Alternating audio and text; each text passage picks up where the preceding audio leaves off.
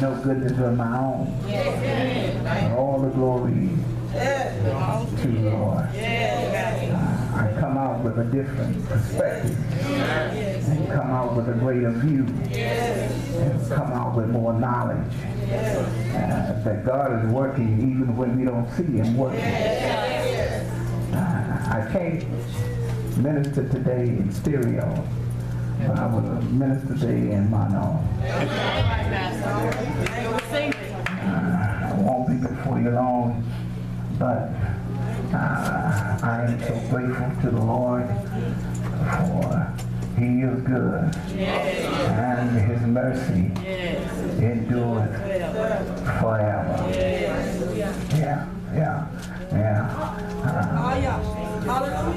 So I stand as a witness today that God is a healer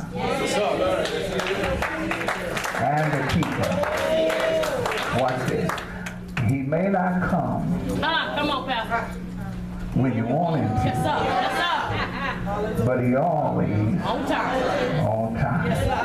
Tell somebody, watch this. Watch this. He's even watching you when you are not watching yourself. I went back to the scripture. Can I just testify to this? I don't want to go too much in it. I just want to testify. It brought me back to the scripture that says, what is man that God is mindful of him? The joy of just knowing that He's thinking about me is enough to know that I'm covered. Touch somebody and tell them, just knowing He's thinking about me, it's enough for me to know that I'm covered.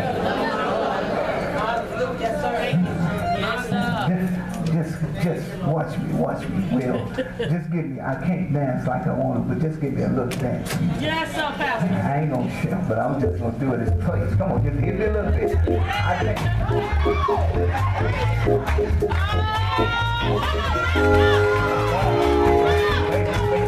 I thought about when they came over the Red Sea, the Bible says that Miriam grabbed a tambourine and she started a worship service. Look at somebody. She grabbed the tambourine. Just a little bit more because I want to get just a little bit more. Just a little, come on.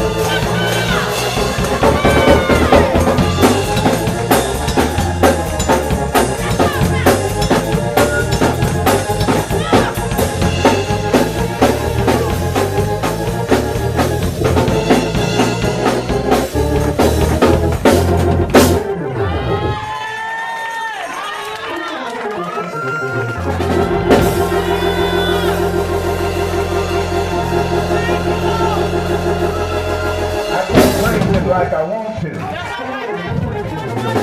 but my heart is rejoicing because you don't know like I know.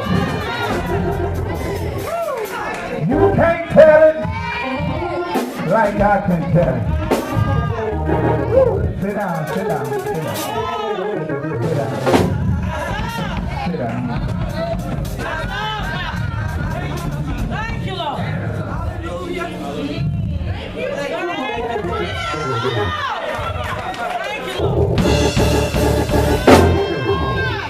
Somebody just shout, He did it again.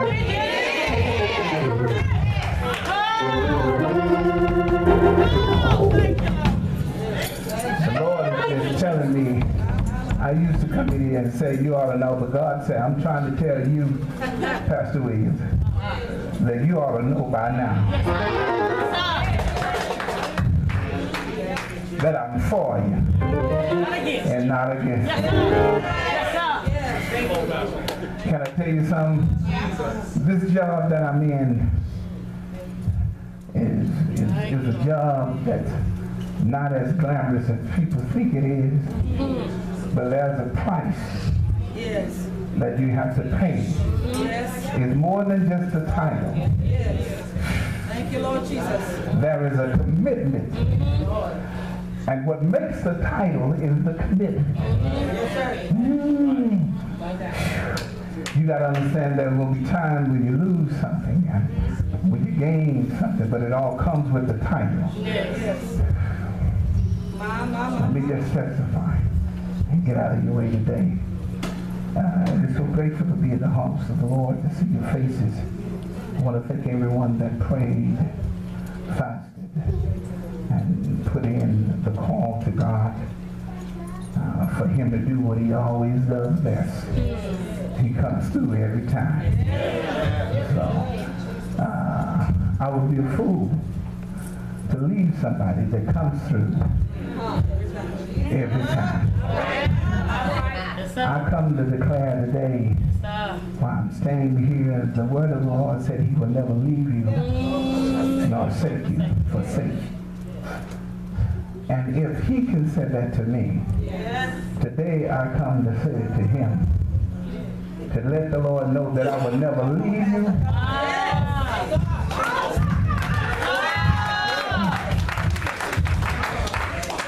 Nor forsake you.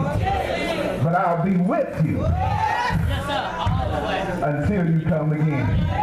If he can say it to me, then I should be able to say it to him. I will never leave him nor forsake him.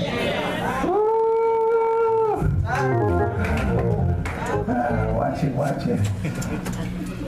So today, it gives me a different perspective and the experience of this testimony as a witness to the awesomeness of God. But this is not the first time he has done what he done.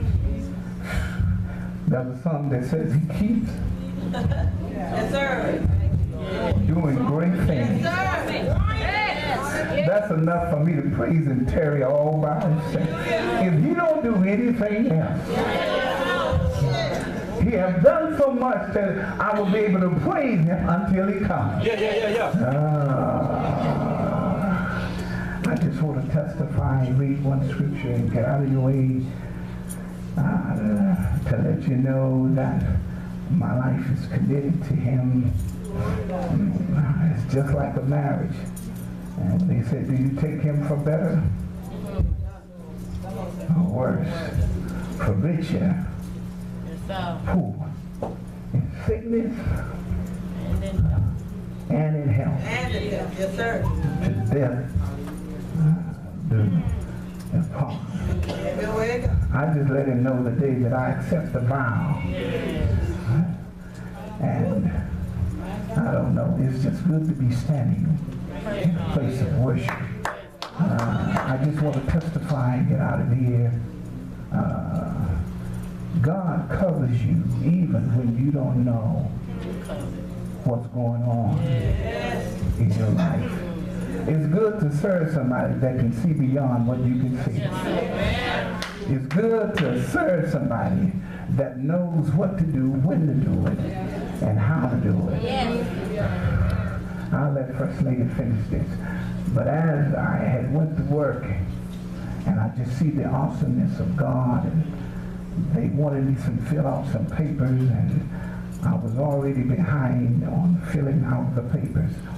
One thing I found out that when it looks like you're behind, you're not always behind according to God's standards.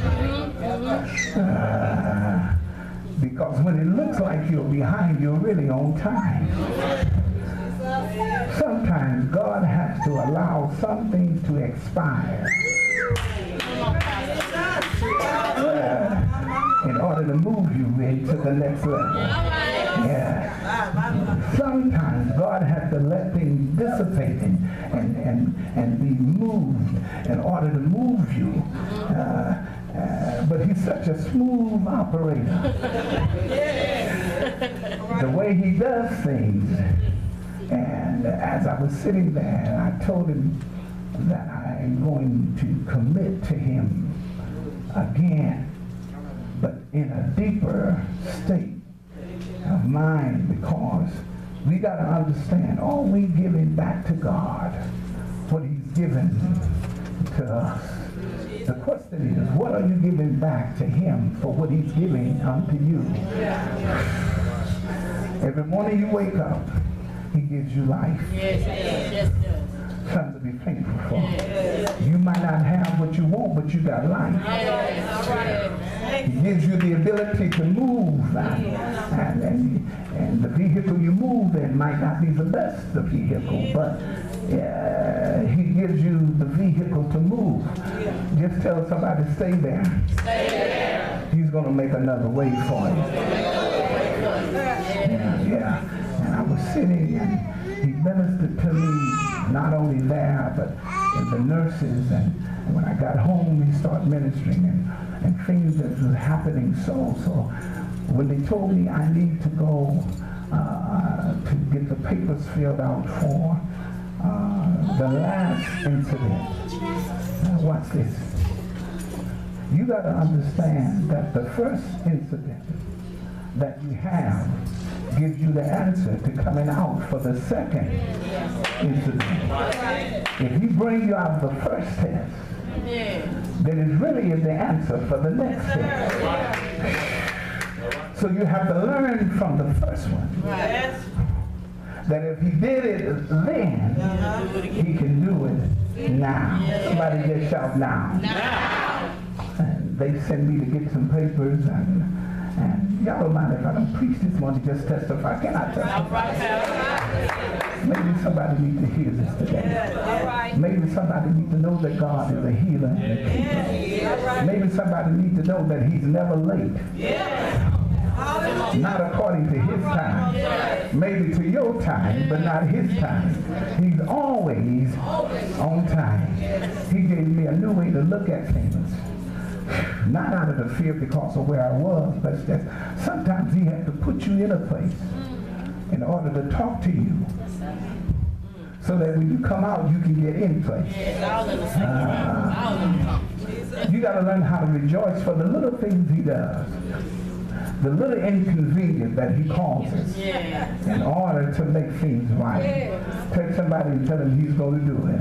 I went to fill out the papers, and they told me, he said, you got to hurry and fill out your papers, and I kind of delayed on it, and kept the papers and didn't go.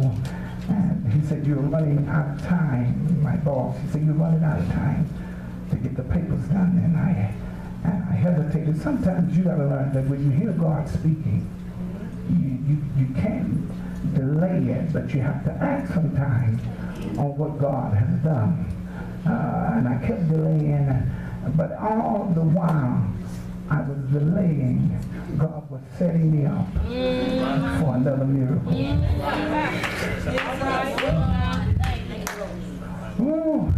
So I decided to take the papers and go in and tell him I needed him. And as I was sitting there, and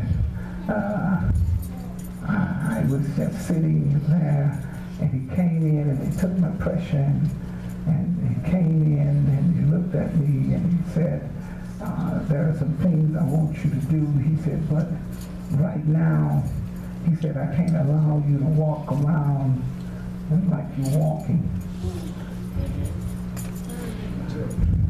He said, what I really need you to do is go straight to the hospital. He said, I really don't want you to go by yourself, but he said, I need you to go there. And he says, when you get there, I'll have everything set up for you. I called First Lady and told him, say, hey, look, I don't know if I want to do this or not. I went home and I sat down, and God has a way of proving to you that he loves you. I know today that he loves me. I never doubted it. There was time when I was wondering, but now I know today that he loves me. Touch somebody and tell him, you got to know that he loves you. And one one of the things you got to understand, you really got to know who you are. Yes. And when I was there, he was ministering to me today, prophet, I found out who I really am. And it's when you know who you are, the enemy can't stop you. Because you know who you are. And whatever weapon comes against you, I know y'all want me to get there, but I can't get there today. Whatever weapons come against you, when you know who you are. Yes, sir. Yes, sir. When you know who you are, nothing changes you. Because I know who I am. Yes. And watch this, and I was listening to the words, and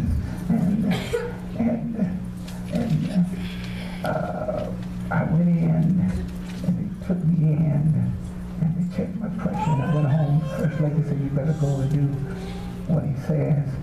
And I went in, and I just lingered there. Even in ignorance, when I say ignorance, it's not that you're calling you dumb and stupid.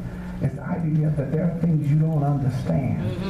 And even in our way of doing things, God covers us. Yes.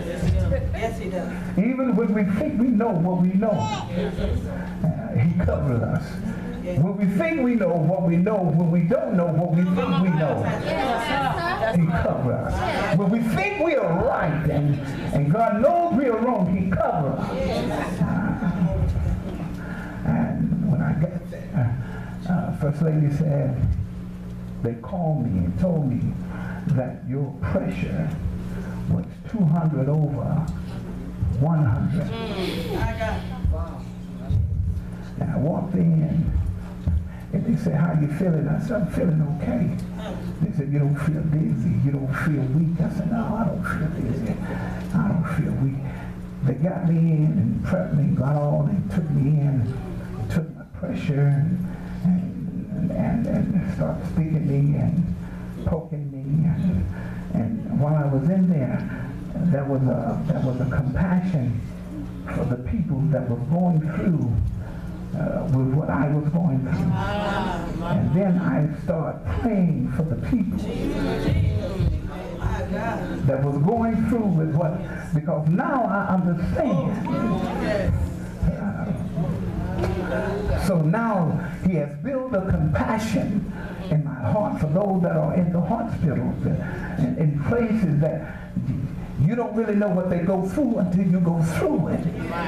So there was a compassion for the sick. Now I understand why he had a compassion for those that were sick and incarcerated, because now I understood. And I began to ask them, God, why me? I told him I don't want to be one that complained. Y'all all right? Yeah. I don't want to be one that complain and talk and mumble about what you're doing. But I said, why me? Why do I have to have this condition? Why is it you pick me to have this issue? Come on now, Pastor. And I had to ask someone, and again I had to ask God forgive me. When I asked them, they said, you know what, maybe, I think that was Jerry, he said, I said, why me? He said, well, maybe because it's you that can handle. And maybe nobody else can handle what you handle. He said, you got to understand that this is going to make you stronger. Yes, sir. Yeah. So I finally figured out that this particular test event that was designed for me, nobody else but me. So one of the things I understand is that we're going to go through things, but when you know that God is with you, it makes you going through just a little bit easier. I went in and I was there. I thought maybe I was going to go home and they was going to try to do the procedure in my arm, and they didn't go back through my leg, and they prepped me for this procedure. Watch this. And while I was sitting there and they was checking my pressure, and all of a sudden my pressure spiked. All of a sudden it just shot up, and the alarm went off, and the bell started ringing, and all of a sudden they had to put everybody out of the room. And I thought about that. even in the midst of our tests, that the enemy sometimes take it to